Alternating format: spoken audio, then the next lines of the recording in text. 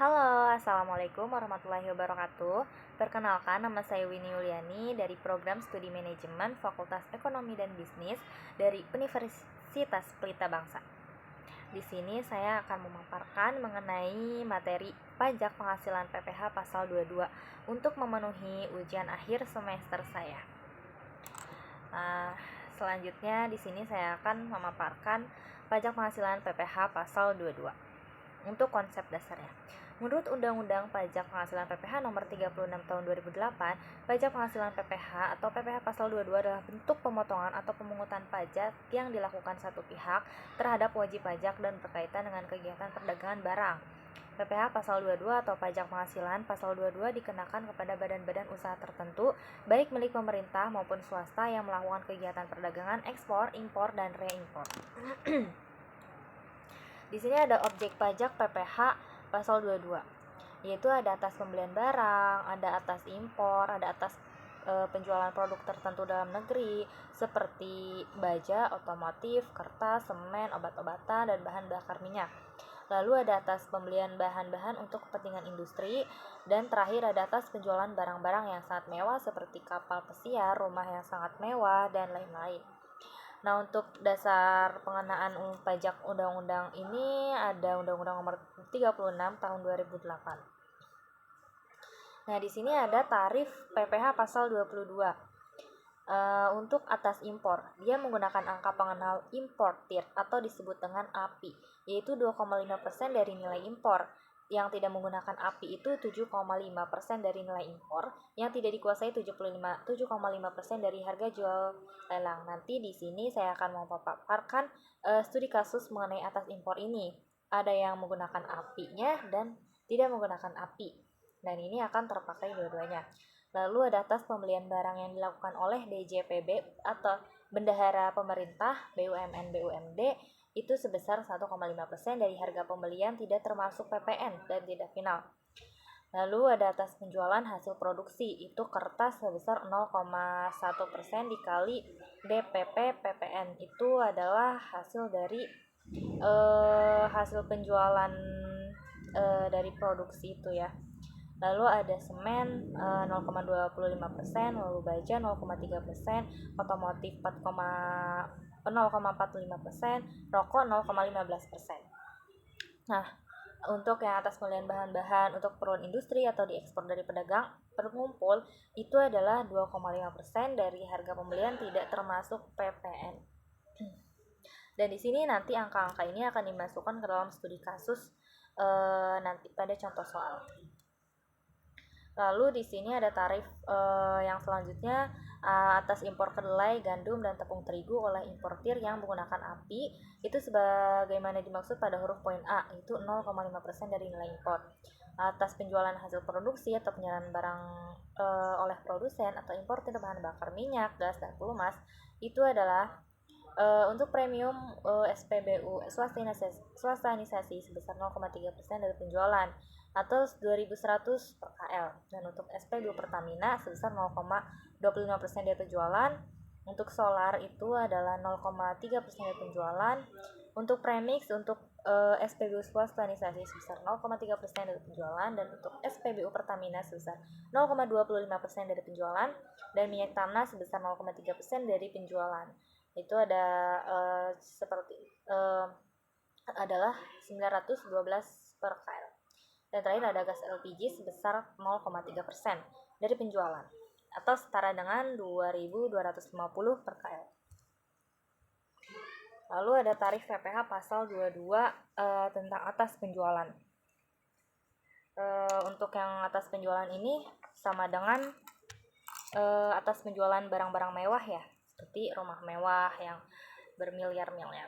Contohnya nih, seperti pesawat udara pribadi dengan harga jual 20 miliar, kapal pesiar itu dan sejenisnya dengan harga jual 10 miliar, rumah beserta tanahnya dengan harga jual 10 miliar dan luas bangunan lebih dari 500 meter kubik, apartemen dan sejenisnya dengan harga jual atau pengalihannya lebih dari 10 miliar dan atau luas bangunan lebih dari 400 meter kubik. Nah, untuk kendaraan bermotor roda 4 yang pengangkutan orang kurang dari 10 orang berupa sedan, jeep, sport utility, vehicle atau SUV, multipurpose vehicle atau MPV, minibus dan sejenisnya dengan harga jual lebih dari 5 miliar dan dengan kapasitas silinder lebih dari 3000 cc sebesar 5% dari harga jual dan tidak termasuk PPN dan PPNBM. Nah, selanjutnya di sini ada pengecualian pemungutan PPh pasal 22, yaitu diantaranya impor barang dan atau penyerahan barang yang berdasarkan ketentuan perundang-undangan tidak terhutang PPh dinyatakan dengan surat SKB atau surat keterangan bebas dari pemungutan PPh pasal 22. Untuk impor barang yang dibebaskan dari biaya masuk dan atau pajak pentambahan nilai dilaksanakan oleh DJBC ya. Dan ada impor sementara jika waktu impornya nyata-nyata dimaksudkan untuk diekspor kembali dan dilaksanakan oleh Dirjen BC. Lalu ada pembayaran atas pembelian barang oleh pemerintah dan tol lainnya yang jumlahnya paling banyak 2 juta dan tidak merupakan pembayaran yang terpecah-pecah. Lalu ada pembayaran untuk pembelian bahan bakar minyak, listrik, gas, air minum, dan benda-benda pos. Lalu emas batangan yang akan diproses untuk menghasilkan barang perhiasan dari emas untuk diekspor dinyatakan sebagai surat keterangan bebas. Lalu pembayaran atau pencairan dana jaring, pengaman sosial oleh kantor pembendaharaan dan kas negara. Lalu impor kembali dalam kualitas yang sama atau barang-barang yang telah diekspor untuk keperluan perbaikan, pengerjaan dan pengujian yang memenuhi syarat yang ditentukan oleh Direktorat Jenderal Bea dan Cukai itu bebas ya. Lalu ada pembayaran untuk pembelian gabah dan atau beras untuk Bulog. Nah, di sini ada studi kasus atas impor nih, contohnya yang memiliki nomor API. Ada harga komputernya sebesar 20.000 US dollar, asuransi sebesar 1.000 US dollar, biaya angkutnya 4.000 US dollar, harga pabeannya. Jadi ini dijumlahkan jadi sebesar 25.000 US dollar. Untuk pungutannya itu ada biaya masuk 20%. Jadi 5.000 dolar. Biaya masuk tambah 10%, jadi 2.500. Jadi hasilnya tambah 25.000 US dollar ditambah 7.500 menghasilkan nilai impor itu adalah 32.500 dolar. Untuk nilai kurs US dollar pada waktu itu mungkin 1 dolarnya 10.000 dan untuk sekarang sudah naik ya 16.000 rupiah. Jadi ini adalah data dari yang tahun-tahun sebelumnya. Untuk dasar pengenaan PPh pasal 22-nya jadi 32.500 dikali 10.000 nilai kursnya. Menghasilkan 325 juta. Nah, untuk PPh pasal 22 yang harus disebut memiliki API itu kan dikali 2,5%. Jadi masing-masing dikali 2,5% dan satu lagi yang tidak memiliki API dikalikan 7,5%. Dan masing-masing itu menjadi nilainya 8.125.000 dan 24.375.000.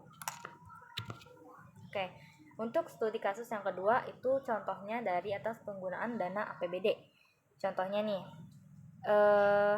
kantor wali kota membeli meja karyawan sebanyak 20 buah. Harganya 5.500.000 per buah. Harganya yang dibayarkan sudah termasuk dengan PPN sebesar 10%. Jadi berapa tarif PPh pasal 22 yang harus dipungut? Jadi harga barangnya itu adalah 5.500 dikali 20 yaitu 110 juta. Nah, untuk PPN-nya jadi 10 per 100 ya harusnya ini 10 per 100 karena 10% dikali 110 juta. Jadi menghasilkan 10 juta dan dikurangi, jadi 110 juta itu dikurangi 10 juta jadi 100 juta. Jadi untuk PPh pasal yang dipungut itu tadi tercantumkan ya 1,5%. Jadi dikalikan DPP-nya jadi menghasilkan 1.500.000. Nah, untuk contoh yang kedua itu atas penjualan hasil produksi kertas. Nah, di sini ada PT Menteri Dunia menjual hasil produksinya berupa kertas sebanyak 1.500 pak pada PT Agung Lestari dengan 45.000 per paknya. Jadi ini harga yang diberikan belum termasuk PPN nih, 10%. Berapa PPh pasal yang 2 yang harus dipungut? Jadi kita hitung dasar pengenaan pajak terlebih dahulu untuk bisa menghasilkan DPP PPN-nya. Nah, di sini 1.500 dikali 45.000 nih per paknya. Jadi menghasilkan 67.500. Nah, jadi 67.006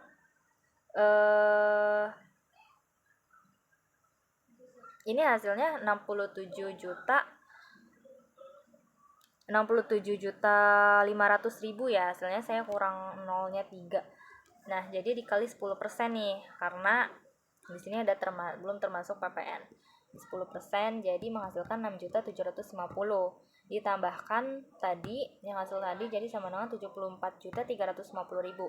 Jadi PPh pasal yang dipungutnya itu tadi adalah 0,25% dikali DPP PPN-nya itu 74.350, jadi menghasilkan 185.875. Oke. Yang selanjutnya itu studi kasus tentang industri semen.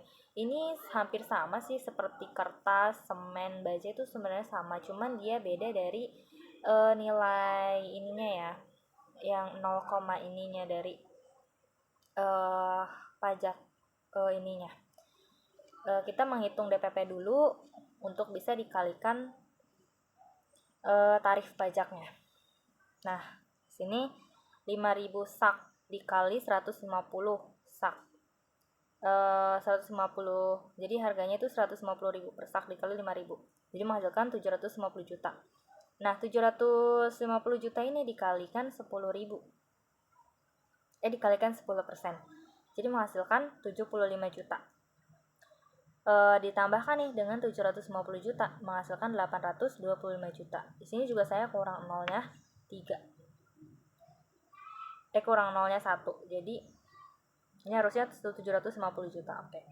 Untuk PPh pasal 22 yang dipungutnya jadi 0,25% dikali 825 juta menghasilkan 2.062.500. Nah, untuk otomotif nih ini juga sama saja sih, tinggal dikalikan yang tarif PPh pasal 22-nya itu adalah 0,45% dikali hasil dari DPP-nya itu 13 juta ya.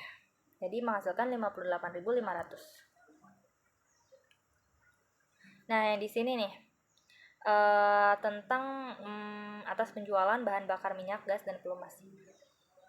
Di sini kita menghitung dulu nih DPP juga sama. Di sini kan solar harganya 6.900 per liternya. Nah, di sini Tuan Yusran membeli 7.000 liter. Jadi dikalikan tuh 6.900 dikali 7.000 liter jadi masalah 48.300.000.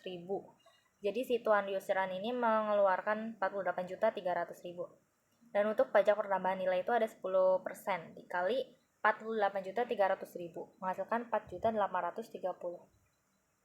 Nah, jadi yang ini tuh ditambahkan ya harga penjualan dan pajak tambahan nilai. Jadi 48.300 tambah 4.830 itu hasilnya berapa ya? Hasilnya mungkin sebesar 60 jutaan ya. 60 jutaan. Nah, dikalikan tarif pajaknya 0,45%. Dikali 60 jutaan dan hasilnya sekian. Ini saya salah nulisnya, mohon maaf. Lalu yang terakhir ada studi kasus atas penjualan barang mewah nih. Seperti yang dicontohkan di sini adalah jet pribadi. Seharga 25 juta kepada Nyonya Syahrini. Tarif PPh pasal 2 harus dikenakan. Itu jika BKB atau barang kena pajak sudah termasuk PPN 10% dari PPNBM. Jadi dasar PPh pasal yang harus dikenakan itu adalah 5% dikali 25 triliun, 25 miliar ini seharusnya, mohon maaf. Kurang 3 nol lah. Jadi menghasilkan 1.250 juta. Oke. Terima kasih. Mungkin sampai di sini saja pemaparan materi dari saya. Kurang lebihnya mohon maaf sekali yang sebesar-besarnya atas pemaparan dari saya. Kurang lebihnya mohon maaf. Wassalamualaikum warahmatullahi wabarakatuh.